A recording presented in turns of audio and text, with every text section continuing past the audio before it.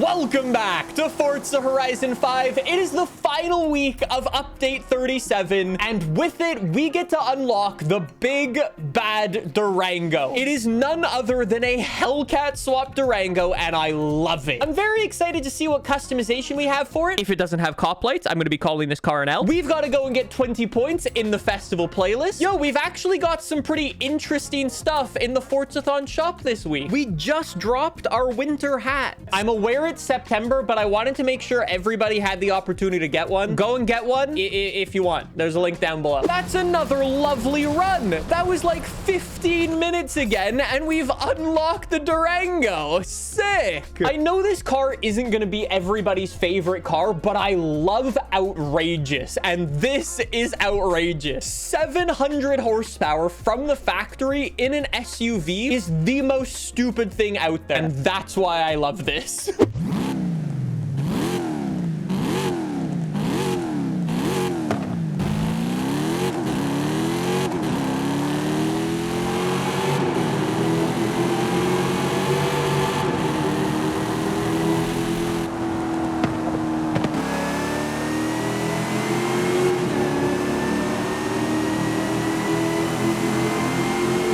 An insane noise. That's awesome. As per usual, this wouldn't be an AR12 video without any fun facts about a Hellcat swap Durango. I guess I should probably explain what makes this thing so ridiculous. If you live in the UK or live in Europe, you've probably never seen one of these things before, but imagine a mid-sized SUV that's like fairly affordable, like a family-focused SUV. What's that Nissan Couscous? Be like if somebody took the Nissan Couscous and then swapped in a 700 horsepower V8. Like, what an absurd thing to do, but for the simple fact that it's cool, and that's why Dodge did it, and that's why I love this thing. What is really sad about this car, though, is it's never going to exist again. Dodge, basically from this point on, has changed. Dodge is no longer making these big Durangos, at least with big V8s in them. As of 2025, they are done forever. They've essentially killed off the Charger and the Challenger, and they now have Hurricane engines, which are good, but aren't the same as a big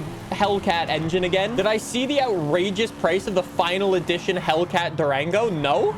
How much is it? It's just one of those cars that was made not because it makes financial sense, not because it makes Dodge a load of money. It probably makes Dodge a load of money, but it was made because it's cool, and that is always a fun thing as a car fan. These type of cars don't get made too much these days, and when it happens, it's a special thing. Wait, the final edition was 115K for a Dodge Hellcat Durango? As it turns out, Dodge is making lots and lots of money off them. There are a couple of things that we need this car to have. Number one, we need some engine swap. Hellcat V8, 7.7 liter V12. All right.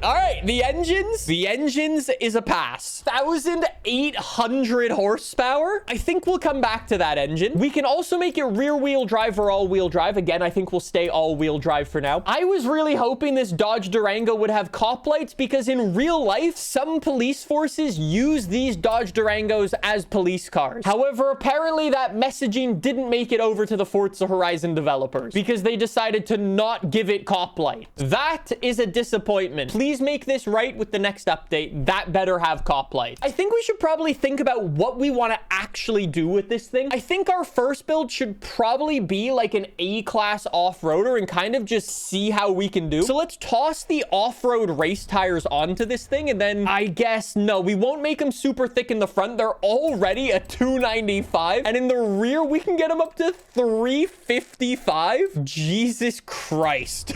Anyways, I think we also need some spicy wheels to go with it. Some 1552s, always looking good. Let's also get some engine spacers on there. Bring the oh bro, you could have filled it up a lot more. What in the below average of engine spacers is that? I'm not gonna lie, it's also a little bit disappointing that you can't actually change the wheel or like the tire size on this thing.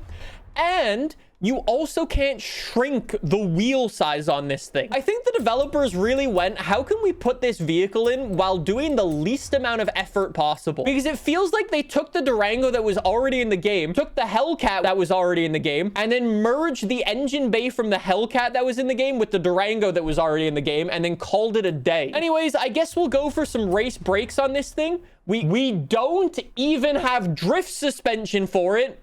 Developers. Am I out of line if I call this one of the worst cars in recent times for Forza Horizon 5? I don't think that's out of line. Anyways, weight reduction, 1,200 pounds. Okay, that's not bad. I'll take that. And then I guess we'll just give it a little bit of extra horsepower again to get to the top of A-Class. Our A-Class off-road build, let's see what we can do. Away we go. We're against like a whole bunch of the other SUVs and stuff like that. We've got like 800 horsepower now, so we should, I guess in theory, be decently quick, but I don't really know what to expect. It actually feels not bad considering this car is so big and so heavy.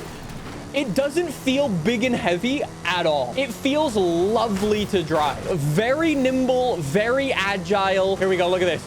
Jump the Aston in the air.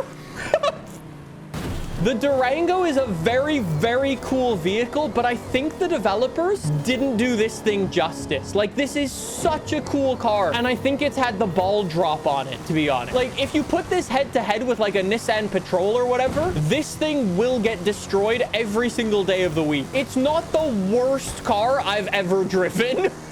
Which is probably not the greatest thing you want to hear if you're considering getting a car. If somebody says it's not the worst car ever, that's not, you know, great. I think this thing with some more upgrades might be a little bit better.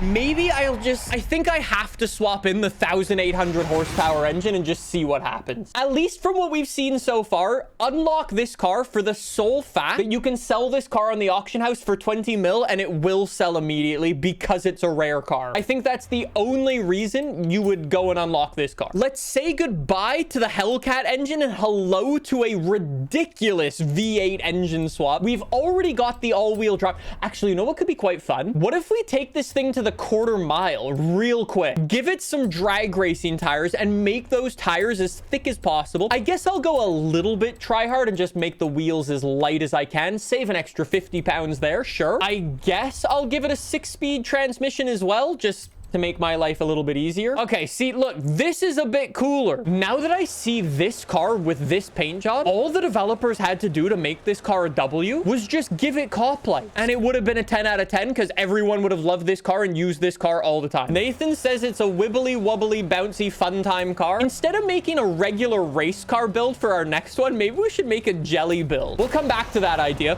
I just want to quickly see what it can do on the quarter mile. It's definitely going to go sub 10 seconds because we've got 1,800 horsepower, but it does weigh quite a bit. That's like 8.5 seconds. 8.2 seconds for an SUV is so sick. Imagine if the developers made this like an undercover cop car too and put little cop lights in the grille and like in the windscreen of the car. It could have been a 10 out of 10. I like the idea of making a jelly car with this. So to make the optimal jelly car, oh my God, we're going slick racing tires. I guess everything else can stay exactly the same. I want straight up the most undrivable version of the Durango we can possibly make. So everything is going to be as soft as physically possible. Please do a flip, Durango. Okay, what are these cars that I'm racing against? Look at the jelly. Oh my God. Oh my days. Oh, turn.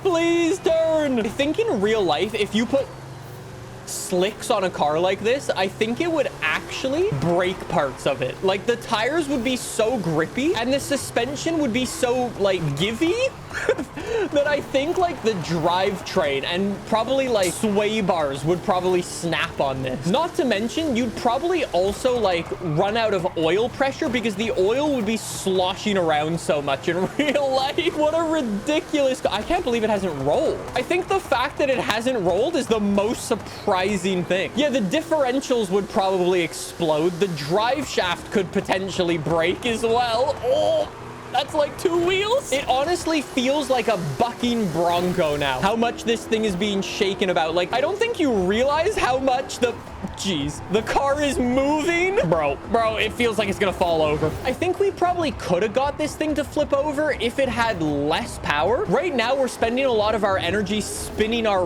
wheels rather than like accelerating and gripping its way through the corner. If it had less horsepower, it probably would flip. A jelly build is always fun. What a stupid car. Anyways, I guess we should put ourselves out of our misery, go do our final build with this thing, and take it drifting. ... without drift suspension. All right, drift tires and everything. Let's go. Let's just set expectations immediately. If we don't spin out, that is considered a victory. 1,800 horsepower cop Durango into the... What a waste of a car. It really bothers me when the developers add cars like this because it's such a cool car. And yet, there is nothing for us to go and do with it. All of the things that people want to do with this car, you can't do with this car. And I think that makes it a massive disappointment.